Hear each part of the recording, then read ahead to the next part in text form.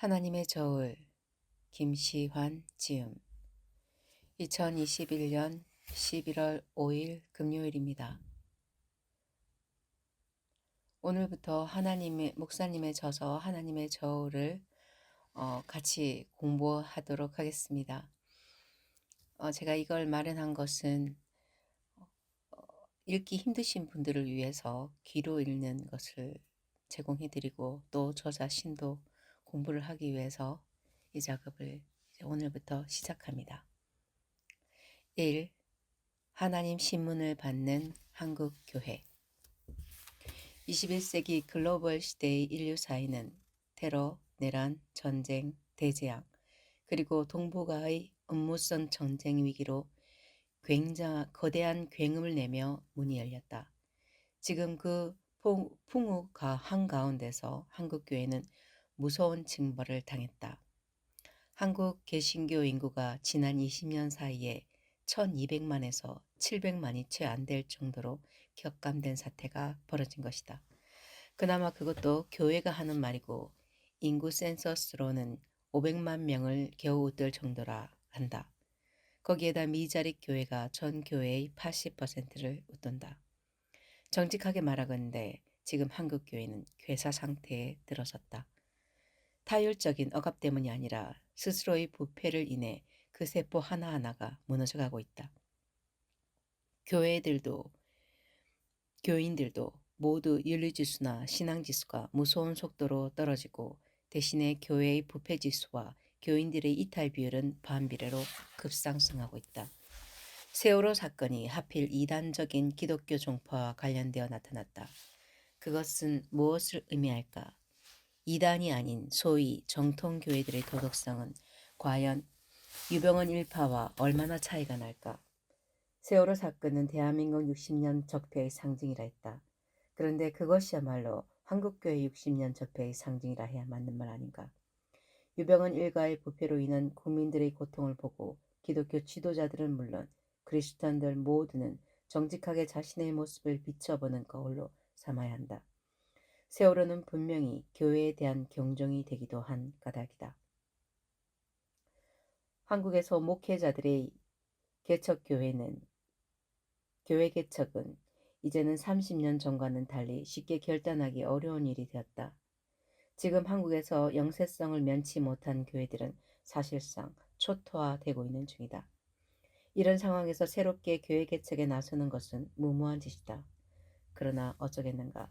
그나마도 교회의 씨앗을 뿌리지 않으면 한국 교회의 미래를 고사하도록 방치하는 것이다. 그것은 사실상 한국 교회의 미래를 포기한다는 것과 다름없다. 그대로 둘 수는 없지 않은가. 그런데 이 교회 인구 격감 원인을 살피면 기이한 현상들이 서로 상응하고 병행하는데 더욱 놀라게 된다. 그런 현상들은 왜 일어나는 것일까? 여기 그 상응 병행하는 현상들을 간추려 정리해본다. 1. 한국 기독교의 인구 감소 시작은 한국교회의 북한 방문 러시와 때를 같이 한다. 2. 한국 사회가 교회와 크리스찬들의 도덕적 권위를 무시한 건 역시 그때부터이다. 3. 남한이 북한의 핵인질이 되어 안보 주권 상실 상황으로 들어간 것 역시 같은 무렵부터이다. 4. 한국 사회의 퇴폐 문화는 한국 교회의 대북 자세 왜곡과 괴를 같이 한다. 5. 한국 교회의 교인 숫자 감소와 북한의 아사자 숫자가 비슷하고 한국의 저출산율과 병행하고 있다. 이 현상들은 그 영향력으로 보아 한국의 미래를 파괴할 수 있는 허리케인의 등장이다. 그리고 이 현상들은 한국 교회가 선택한 한 집단 행위가 큰 원인의 하나로 연관되어 있다. 그 집단 행위는 바로 순북 평양 방문이다. 그런데 한국 교회의 북한 방문 행위가 과연 그토록 심각한 역기능으로 작용했을까? 그게 사실이라면 어째서 그 행위가 그토록 악영향을 주었을까? 이것은 그냥 지나칠 수 있는 문제가 아니다. 반드시 제대로 파악해야 한다. 그러려면 다음과 같은 질문으로 새로운 시각을 통해 관찰해야 한다. 1. 크리스찬들의 방북은 교인수 감소의 원인일 수 있나? 2. 그 방북은 한국교회 도덕성 신뢰에 문제가 되었나? 3. 북한 핵으로 인한 전쟁 위기 상황은 교회의 방북과 어떤 상관관계를 갖게 되었는가? 4. 교회의 방북은 한국의 태피의 문화와 유기적 관련이 있는가? 있다면 무슨 관련이 있는가?